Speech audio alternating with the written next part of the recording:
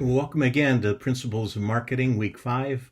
I'm your instructor, Rod Ballard, and we've been steadily building on the idea that marketing and sales go hand in hand. Marketing has to know who will purchase the products and who isn't likely to.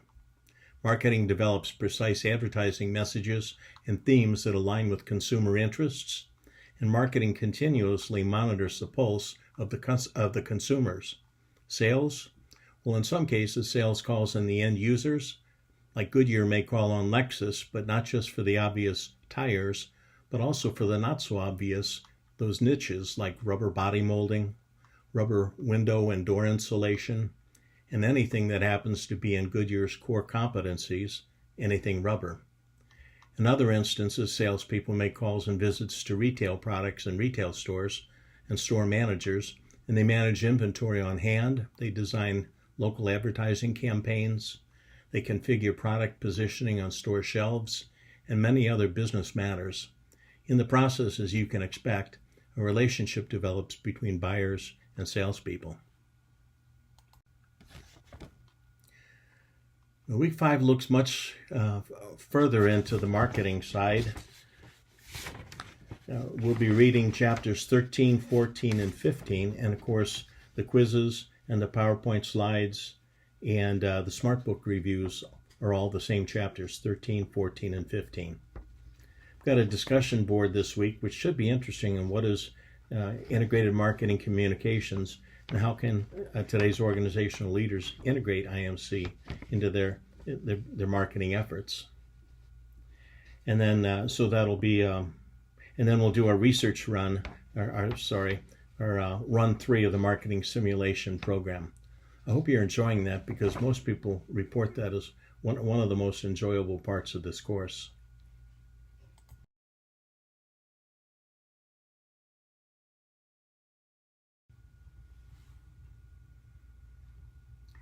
A business's number one asset and cost and dependency are those working for the business and a department store. Human assets, as they are known, is a store management's responsibility to ensure that all employees are at their assigned stations at the assigned times on the floor. A store manager knows the flow of consumers for a particular day and may bring in part-time help during busy seasons like Christmas and holidays. And they may run a lean crew during less busy times, I should say. They're typically department heads that manage the floor salespeople and may report to the store manager or the assistant manager, depending upon the size of the store.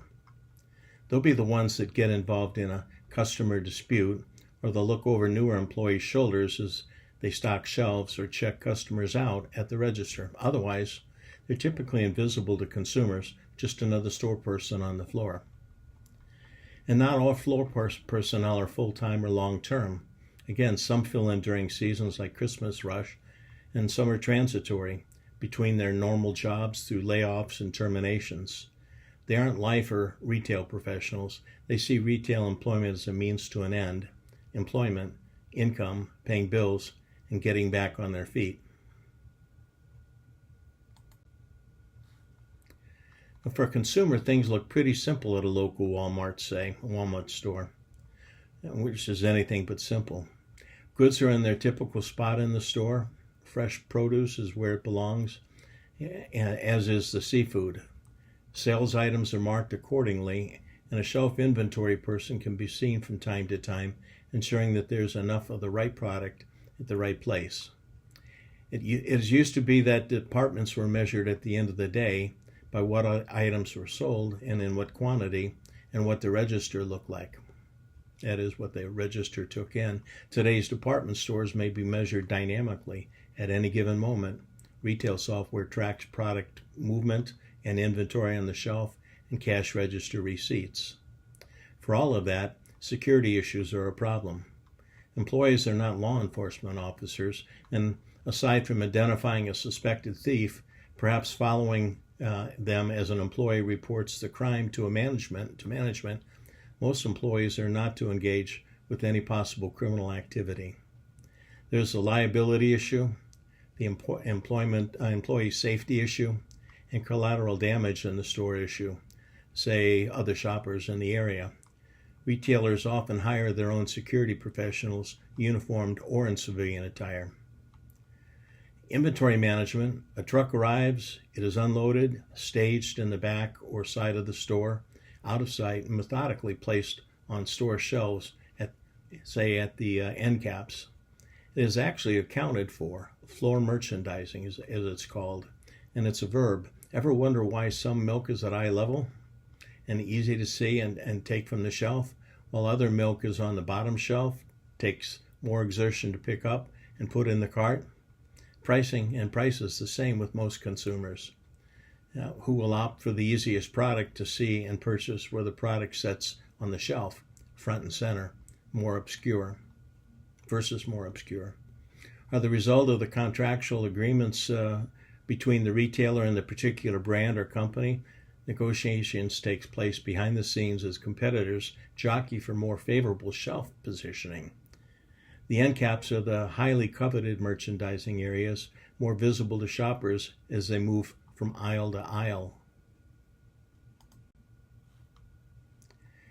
A business that doesn't stay involved is not successful, and it seems obvious, but purchasing an expensive or a complicated item, a refrigerator with a warranty, a consumer may or may not, and should not be perfectly comfortable with purchasing from a store that doesn't appear to be stable, not in it for the long haul.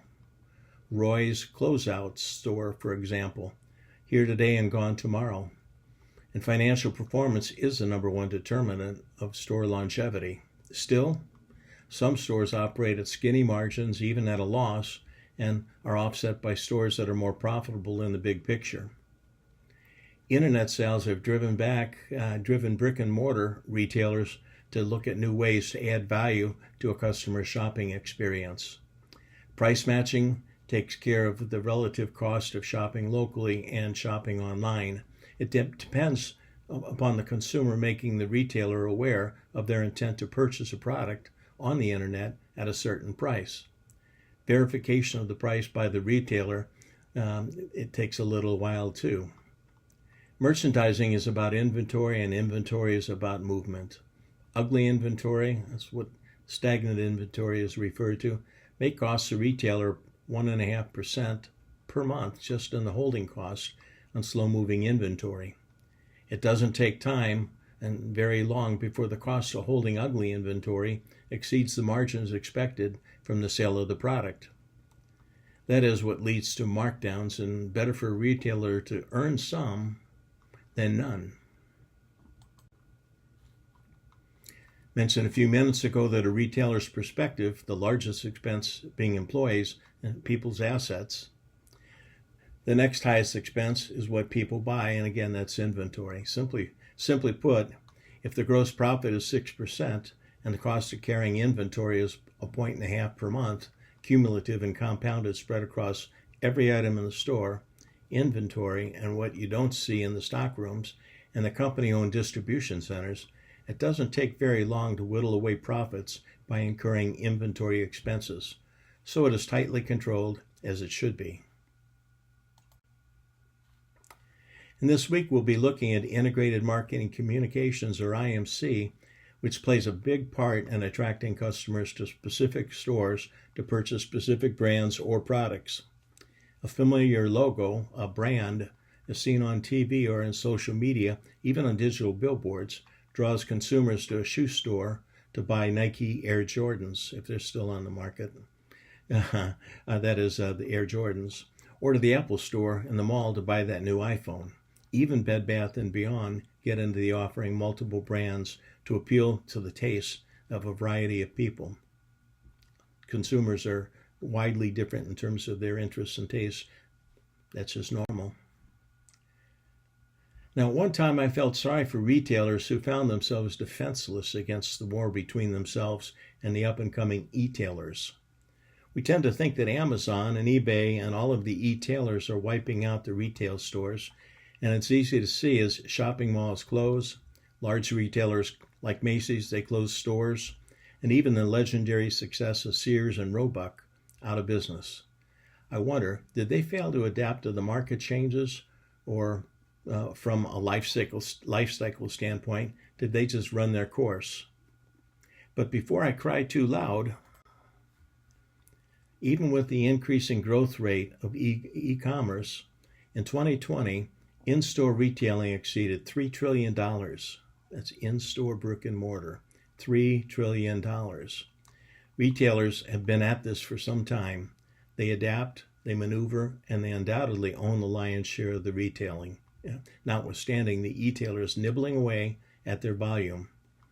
This graph shows what is actually happening in the marketplace, and if we take the trajectory of the e-tailers, take that orange ramping up from left to right, from 2015 to 2020, it would seem that in a dozen years or so, we could turn this graph upside down and the retailers, well, they'd be a thing of the past, right? And guess who has learned how to do e-commerce? Brick and mortar have learned how to sell online too. It looks like growth curve to me. And if you can't beat them, you join them, says the retailers. Two can play that game, and all to the benefit of the consumers who have plenty of choices in how and where they buy products. The percentage of growth over a 10-year period shows retail, and that would be the blue series, and e-tail, the orange series, just about tracking one another in terms of annual growth. Not market share and not volume, but just in annual growth. Retail still sells the most product each year after year during these same periods. But look at what happened during the 2019 and 2020, or the 2019-2020 period, when people were locked down and forced to stay at home and away from business establishments.